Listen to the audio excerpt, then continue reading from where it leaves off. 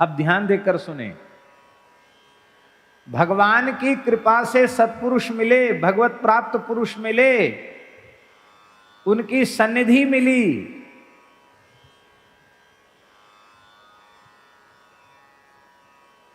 तो लाभ नहीं ले पाए।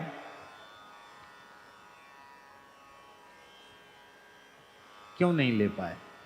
संतों की सन्निधि मिलने के बाद भी हमें लाभ इसलिए नहीं मिलता कि संतों के संग करने में हमें कुछ सावधानियां रखनी चाहिए।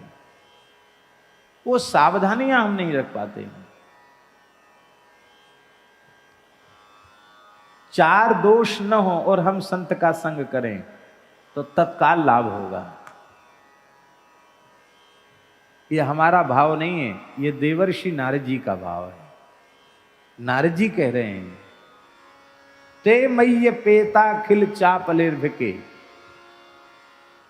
दान्ते धृतक क्रीडन के नुवर्तनी चक्रुः कृपाम यद्यपि तुल्य दर्शनाः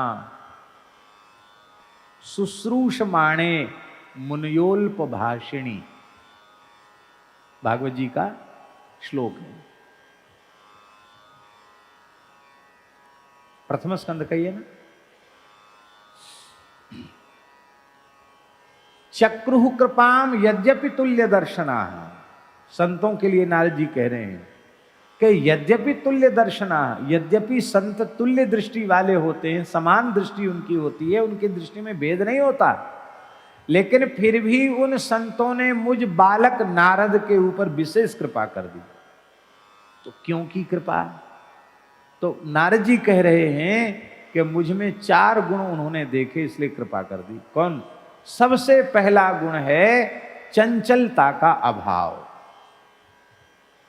आप किसी भी सत्पुरुष की सन्निधि में हैं, आपको गंभीर रहना चाहिए, चांचल्य नहीं होना चाहिए, अस्थिरता नहीं होनी चाहिए, स्थिरता होनी चाहिए।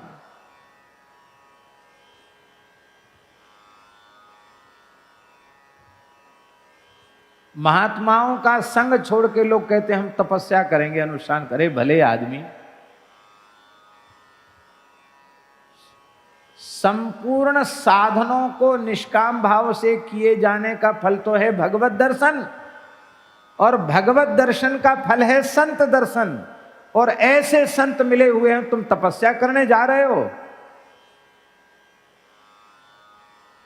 उनकी सन्निधि छोड़ के तुम्हारे जाने का मन करता क्यों है? सन्निधि में नहीं रहना चाहते। चंचलता पहला दोष। तो संत का लाभ लेना है तो पहला गुण होना चाहिए चंचलता का अभाव, गांभीर्य। दूसरा गुण है दांत। दांत माने जितेंद्रियता। जितेंद्रियता का अर्थ है विवेक पूर्वक अपनी इंद्रियों से पदार्थों को ग्रहण करना, ये जितेंद्रियता है। जितेंद्रियता माने ये नहीं कि हम देखें सुने बोले, नहीं, सब कुछ करें पर विवेक पूर्वक। जो देखना चाहिए वो देखें, जो सुनना चाहिए जो सुने, जो करना चाहिए जो करें। मर्यादित इंद्रियों से विषय को ग्रहण करें, ये है जितेंद्रियता। ये कितने? चंचलता का अभाव। दूसरा गुण है जितेंद्रियता। अजितेंद्रिय व्यक्ति को भी संत की सन्निधि का लाभ नहीं मिलता। और जितेंद्रियता का प्रमाण क्या है? बहुत ध्यान से सुने। जितेंद्रियता है केवल इसको जीत लेना, इसको।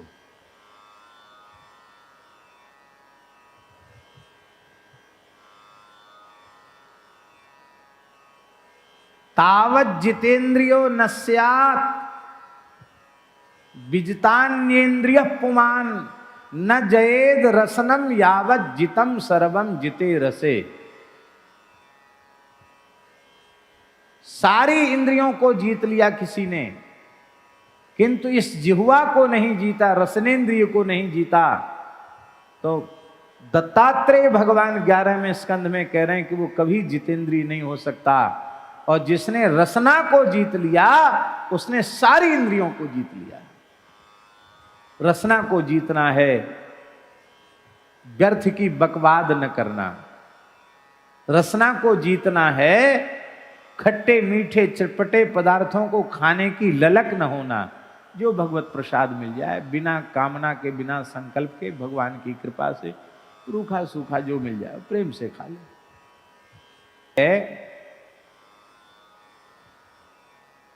अनुवर्तन। अनुवर्तन का अर्थ है महात्माओं के पद चिन्हों पर चलना। आप जिस संत की सन्निधि में हैं, उस संत के पद चिन्हों पर चलना।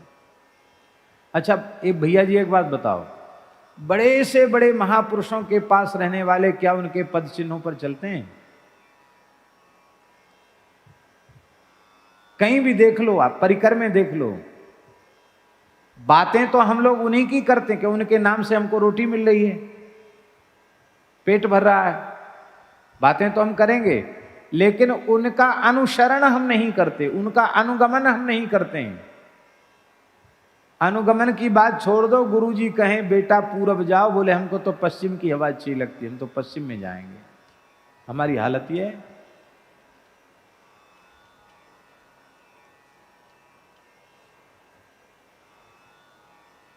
चौथा गुण अल्प भाषण। जिस किसी भी महापुरुष की आप सन्निधि में हैं, उनसे जितना आवश्यक समझो, अत्यंत आवश्यक समझो, उतना बोलो।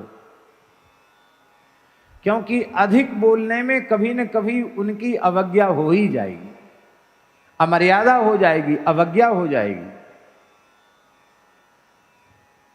अल्प भाषण का मतलब ये नहीं कि वो कुछ पूछें तो गुम सुम रह जाओ, ऐसा नहीं है। तो अब बताओ गुरु कौन भयो, चेला कौन भयो? कहने को तो हम शिष्य हैं, पर हम ही गुरु बन बैठते हैं। अल्प भाषण, बहुत बोलने से भी अवज्ञा हो जाती है। तो यदि हम संतों का लाभ लेना चाहते हैं तो गंभीरता, जितेंद्रियता, अनुवर्तन और अल्प भाषण, ये चार गुण यदि हमारे जीवन में आ जाएंगे तो किसी भी साधु का संग करोगे आपको उसका पूरा लाभ मिलेगा।